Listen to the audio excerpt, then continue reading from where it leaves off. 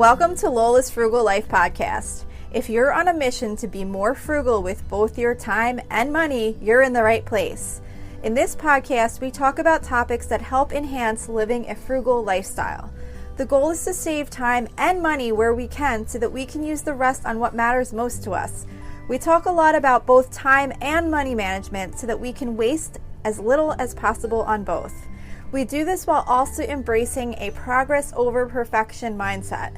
If that sounds good to you, then please stick around for the latest episode right after a few quick words from our sponsor. I'm not going back to college to be your friend. I'm going so I can get Uber One for students. It saves you on Uber and Uber Eats. I'm there for $0 delivery fee on cheeseburgers, up to 10% off smoothies, and 6% Uber cash back on rides. Just to be clear, I'm there for savings, not whatever you think college is for. Get Uber One for students, a membership to save on Uber and Uber Eats. With deals this good, everyone wants to be a student. Join for just $4.99 a month. Savings may vary. Eligibility and member terms apply. Hi everyone, welcome back to Lola's Frugal Life Podcast. Quick life update before we get into today's topic. So something fun we did this past weekend was we went to a bonsai tree demonstration at a local park, and it was really fun. They had all the different trees. Well, they have a bunch of trees at this park anyway. It's like a garden park where they have like all kinds of gardens and areas you can walk through, and then they have like an area where they have a bunch of bonsai trees, but then they also had this like club that comes to take care of them there, and they had like a table set up with all their trees that they brought, and they were talking about the process and the trees and all, and it was really fun. It was just something different, and it was just one of those things that we had like heard about and put it on the calendar like a month or two ago, and decided to do it. So I definitely recommend putting those little things on your calendar when you see them, because it's just kind of fun sometimes to go do something like unusual like that. And it's nice to get out of the house, and it was a nice day. One funny thing related to that is my daughters kept making fun of me because I was calling them bonsai trees. My other daughter said they're called bonsai. I think I was saying bonsai. They were saying bonsai. And then at the demonstration, they had a big phonetic sign up that said it's actually pronounced bonsai. And so it was just kind of funny because although I don't remember Mr. Miyagi saying it that way in The Karate Kid, but whatever. Who knows the actual pronunciation? I'm sure obviously someone does. I don't know the actual pronunciation, but we were all kind of, going back and forth about how to actually pronounce it. So it was kind of funny. But anyway, so quick update on reading. Right now I'm listening to The Unlikely Adventures of the Shergill Sisters by Bali Kaur Jaswal. It has a Goodreads rating of 3.9, so a little bit lower. Most of the books I've been reading I have been like in the 4s, but it's still close to 4, so I figured it's probably a good one to listen to. It's about British-born Punjabi Shergill sisters, Rajni, Jasmine, and Sharina. It says they were never close growing up, but now as adults, they were even further apart, and they basically are doing this pilgrimage together to the Golden Temple in Amritsar. I'm probably pronouncing all of this wrong. I apologize. To carry on their mother's final rites. So these three sisters get thrown together, and they go to India for a week, and the story goes from there. So I'm probably about halfway through it. I'm really enjoying it so far. And that's what I'm listening to right now. So that's The Unlikely Adventures of the Shergill Sisters.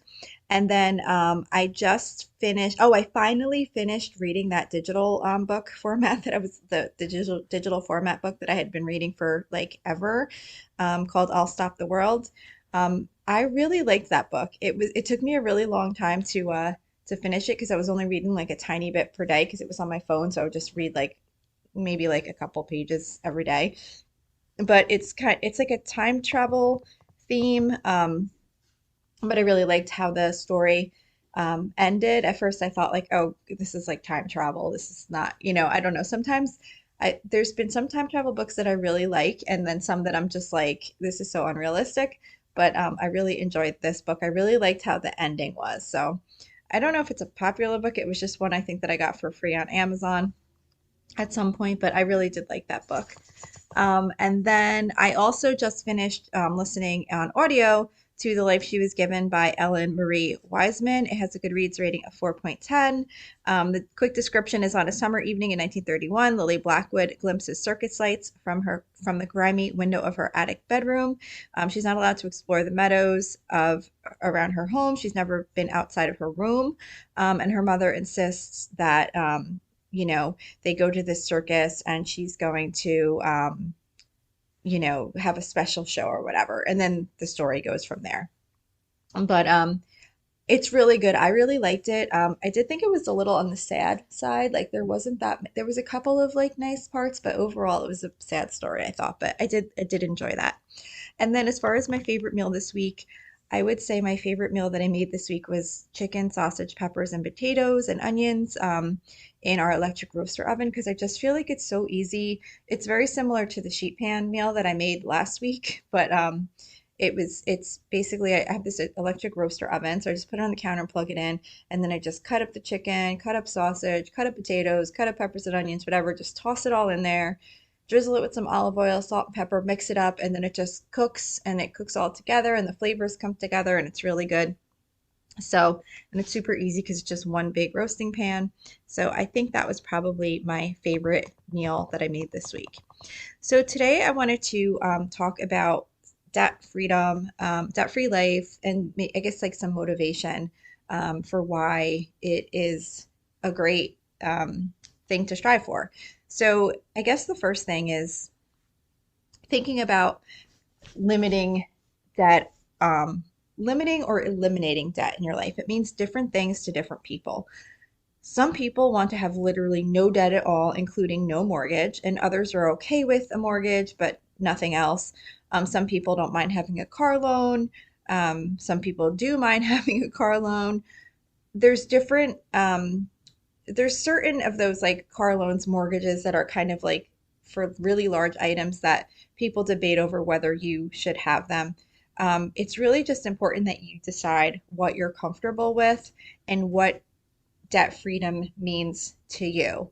Like for me, debt freedom includes having a mortgage. That's just kind of my personal like way that we've done things. So if I say I'm debt free, it means I don't have any credit card debt, all student loans are paid, things like that. So I kind of look at that as being debt free. But like I said, it's really a choice that you can make. I think we all basically agree that debt free, though, definitely does include like no credit cards, no student loan debt, and things like that. So just kind of giving yourself like a definition so that you can kind of strive towards something if you're like still in that journey of getting there. And if you are already at debt freedom, it doesn't mean it's easy to stay there. So it's important for us to all still know what that means, whether we're already debt free or we're not, because even once you are debt free, it takes a lot of hard work to stay there because it's a lot of managing your money and making sure you have emergency funds and budgets and plans for things so that you don't end up in debt again in the future because it's difficult. Things come up. So I think we all still really need to be focusing on debt freedom, whether we are already there or not. So, there's no right or wrong way to get out of debt. There's so many different financial experts that share different ways on how they suggest you get out of debt. I know that Dave Ramsey's big on like stopping everything and just putting all your money to debt, including like stopping your 401k fully, the whole thing, like everything goes to debt. You do nothing but pay off debt, work extra jobs, things like that. Some people are more a little bit laid back where, you just kind of are constantly making progress on getting out of debt. I think to me, the most important thing when getting out of debt is making sure you're not accumulating more debt, like that you are constantly making progress on lowering the debt and making sure that you're making changes to your habits so that you are building an emergency fund and watching your budget and saving for things so that you lessen the likelihood that you will need to go into more debt in the future. So however you decide, whatever method you decide to get out of debt is up to you. Of course, there's so many different ways. So doing research and finding something that clicks for you can be really helpful, because sometimes you'll see a plan and you're like, oh, I love that, and that's how what I want to follow. So if you haven't already, I would definitely maybe look into some of the different ideas that are out there as far as how to get out of debt. But the one thing I definitely want to say is that debt does not have to be a way of life. I think so many of us grew up hearing that debt is just part of life. Instead of doing everything to avoid debt, sometimes we might just consider it as like unavoidable. And then when you think something's unavoidable, you're not going to try so hard to not to not take on more debt. If you think like that's just part of life, you're kind of just going to be like, oh well, put that on a credit card, or oh well, set up this payment plan. But when you realize and acknowledge that you don't have to take on that debt, and you hear other people's stories about how getting out of debt has really changed their lives, and they realize that they don't have to use debt for everything, it really can make a difference in realizing that yes, it is a part of life for many people, but it doesn't have to be, and you don't have to stretch yourself to that level to have all these certain things that are causing you to go into debt. So just kind of, I think, realizing that it's not just, it doesn't have to just be part of life. It's something that we don't have to have. Yes, I totally understand there are emergency situations, and sometimes we get into debt for various things that were, probably beyond our control, or definitely beyond our control in some situations. But as far as, needing a new fancy TV and doing the Best Buy payment plan, you don't have to do that. Like I think sometimes people just get in the mindset that that's just kind of how life goes. And it just want to say, like, just really thinking about it and realizing that it really doesn't have to be. And the reason why is because, you know, there's so many benefits to not having debt. So when we accept debt and we think it's just part of life, we're more easily letting ourselves get into it. But then we're also having those negative effects of having that debt. So realizing that we don't have to be in debt, and then doing things to avoid it, give us many positive benefits to our life. For example, less stress. The more we can lower the amount of debt we have, the less stress we have in our lives. Because owing money to anyone causes stress. You always have that obligation to take care of before prioritizing other things that you would like to put money towards. So if a car breaks down or a medical emergency comes up that creates unexpected expense, the debt payments still have to be made. Having debt payments to make gives you one more thing to worry about when you're dealing with other financial emergencies. And it's often these financial emergencies that actually wind up causing us to go into debt in the first place. So that's why it's so important to focus on building an emergency fund while you're trying to get out of debt. And once you are out of debt, and having that emergency fund, because that's the way that you can pay for those emergencies and then have less debt and have less stress. Having less debt also allows you to increase your savings as long as you're managing your money. You don't want to get out of debt and then just be spending that money on other random things like, luxuries, if you don't already have savings. You want to make sure that you have savings for emergencies and for other regular things that are coming up in your life that you're going to have, like car maintenance, maybe insurance payments, property taxes, whatever those items are. We've talked about sinking funds in the past for saving up for things that are going to be coming in the future that aren't part of like your weekly expenses. And then also the emergency fund. Building up that emergency fund, using money that you would normally be paying on debt, instead paying it into a savings account for yourself. It's so much easier to do that when you're not making debt payments. And by being able to do that, you can save up for those things that are come up in the future, which maybe in the past you may have put on a credit card. Now you have cash to pay for them. And when you're paying for something with cash, you're probably, especially if it's coming out of your emergency fund, you're going to be more mindful about whether this expense is truly an emergency and if you really need to use that money from your emergency fund. Because once you put money in your emergency fund, it's really difficult to want to take it out. So I think just that little bit of extra friction of having to take money out of your emergency fund rather than just putting something on a credit card can kind of definitely it cause you to be a little bit more mindful of that type of spending too, and maybe look for different ways to handle things that maybe might be a little less costly when you do have an emergency or unexpected situation. So having less debt definitely allows you to increase your savings, which then allows you to be less likely to have to go back into debt. It also really it causes you to be able to enjoy what you have more. When you make a purchase or take a vacation using money that you actually saved up for that particular purpose, it's so much more enjoyable than going on a vacation, swiping a card the whole time, I do swipe a card the whole time, but I have a budget to pay for it. I use a credit card because I do enjoy all the cashback rewards. I know that there's debate on that too, whether you should use cards at all or not. I do. I'm very responsible with it. We pay our cards in full. So the vacations are budgeted for. So even though I'm technically swiping a card, I'm not swiping a card not knowing what the bill is going to look like when I get back home, because we have done that in the past.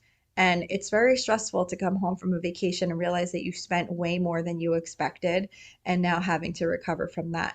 And it's the same thing with smaller items too. When you're out purchasing things that you don't specifically know if you have the money for, it's not as fun as if you had saved the money and you're not using debt to pay for those items or to do those vacations or weekend trips or whatever it is you might be doing. When you have money that you saved for something in specific and then you use that money for that purpose, it feels so much better, knowing that it's not causing you any financial impact. You had the money for it and you can fully enjoy it rather than having that stress in the back of your mind of not being sure how you're going to pay this off or that you're putting yourself into more debt. And it also just gives you more freedom in your life. The less debt obligations you have, the more freedom you have in choosing how you want to live. You can have more flexibility in the career you choose if you don't have large debt payments to make. Sometimes people get stuck in jobs they don't really enjoy because they won't be able to keep up with the debt that they've accumulated without that large paycheck. So when you're able to save up money each month instead of making payments with that money that you earn, you can use that money towards what you value in life. You can make different decisions. So it just gives you a lot more freedom in the choices of how you want to live and how you want to spend that money that you're getting. You don't want to be constantly paying for the past. So getting yourself in a position of debt freedom or as close as you're able to, depending on your situation right now, has so many positive benefits that I think it's something to really try to plan for and see what you can do, even if you're just making small dents, even if you just stop from adding to the debt. If you're able to get yourself a budget in place and start saving for things so that you can eliminate going into further debt, that's naturally going to bring your debt down over time. So that's all I wanted to talk about for today. I hope that this was motivating to you. That was the point of this, just to kind of get you thinking about some things that, might be of a benefit to you for getting out of debt or just continuing to stay out of debt if you're already in that situation. So that's it for this week. Thank you so much for listening, and I will see you back here next week. So thank you for checking in for this podcast episode. And don't forget, you can always email me with any questions or suggestions at lolasfrugallife@gmail.com. You can follow me on Instagram and Facebook at lolasfrugallife. And you can find a blog post for most of my episodes and definitely all of my meal plan episodes at lolasfrugallife.com. You can also join our private listeners group at facebook.com/groups/lolasfrugallife. And if you enjoy the show, please make sure to subscribe on Apple Podcasts, Spotify, YouTube, or wherever you listen from. And I would love it if you would screenshot the show and tag me on Instagram so I could see you're listening. Also, if you can please take a couple of seconds to rate and review the podcast. Those ratings and reviews are what help the show come up better in search results so that other people can find this podcast. So that will really help me in growing my audience. So that's it for today. Thank you so much for listening, and I hope you have an awesome day.